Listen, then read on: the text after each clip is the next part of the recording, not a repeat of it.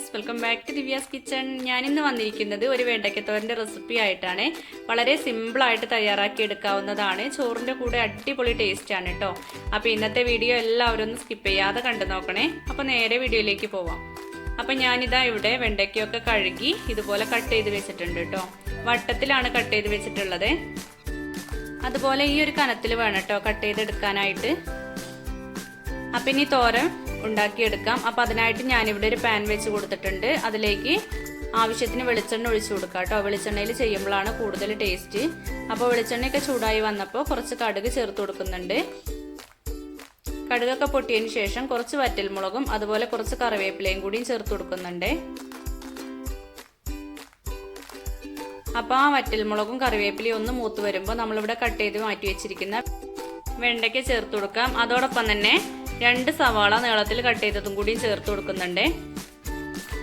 ഇനി ഇതിലേക്ക് എരിവിന് ആവശ്യമായിട്ടുള്ള പച്ചമുളക്, കുറച്ച് മഞ്ഞൾപ്പൊടി, ആവശ്യത്തിന് ഉപ്പും കൂടിയും ചേർത്ത് കൊടുക്കാം. എന്നിട്ട് എല്ലാം കൂടി നന്നായിട്ട് മിക്സ് ചെയ്തെടുക്കുക. എന്നിട്ട് ഇത് അടച്ച് വെക്കാതെ വേണം നമ്മൾ ഇടയ്ക്കിടയ്ക്ക് ഇളക്കി കൊടുത്തിട്ട് വേണം വേവിച്ചെടുക്കാൻ കേട്ടോ. ഇത് വേവിച്ചെടുക്കുമ്പോൾ ഹൈ ഫ്ലെയിമിൽ തന്നെ വെച്ച് കൊടുക്കുക. നമ്മൾ ലോ ഫ്ലെയിമിലൊക്കെ വെക്കുമ്പോൾ ഇത് കൊഴുത്ത് പോകും കേട്ടോ. വെണ്ടയ്ക്കയല്ലേ, അപ്പോൾ ഒരു കൊഴുപ്പ് വരും. ഇനി ആ കൊഴുപ്പില്ലാതിരിക്കാൻ വേണ്ടിയിട്ട് നിങ്ങളുടെ കയ്യിൽ നാരങ്ങ ഉണ്ടെങ്കിൽ ഒരു പകുതി നാരങ്ങയുടെ ജ്യൂസ് ഇതിലേക്ക് ചേർത്ത് കൊടുത്തിട്ടുണ്ടെങ്കിൽ ആ കൊഴുപ്പൊക്കെ ഇല്ലാതെയാവും കേട്ടോ. അപ്പം ഞാൻ എൻ്റെ കയ്യിൽ നാരങ്ങ ഇല്ലാത്തതുകൊണ്ട് ചേർത്ത് കൊടുത്തിട്ടില്ല. ഹൈ ഫ്ലെയിമിൽ വെച്ചിട്ട് തന്നെ ഇളക്കി വേവിച്ചെടുക്കുക ചെയ്തത് കേട്ടോ. അപ്പോൾ വെണ്ടയ്ക്കൊക്കെ പെട്ടെന്ന് വെന്ത് കിട്ടുമല്ലോ. ഇനി അതിലേക്ക് കുറച്ച് നാളികേരം ചിരകിയെടുത്തതും കൂടിയും ചേർത്ത് കൊടുക്കുന്നുണ്ട്. ചതച്ച് വേണമെങ്കിലും ചേർത്ത് കൊടുക്കുക കേട്ടോ. ഞാൻ ഇതുപോലെയാണ് ചേർത്ത് കൊടുക്കുന്നത്.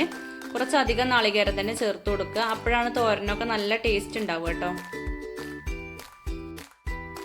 അപ്പം നാളികേരം കൂടിയും ചേർത്ത് കൊടുത്തതിന് ശേഷം ഇതുപോലെ എല്ലാ ഭാഗത്തേക്കും നന്നായി മിക്സ് ചെയ്ത് കൊടുക്കുക.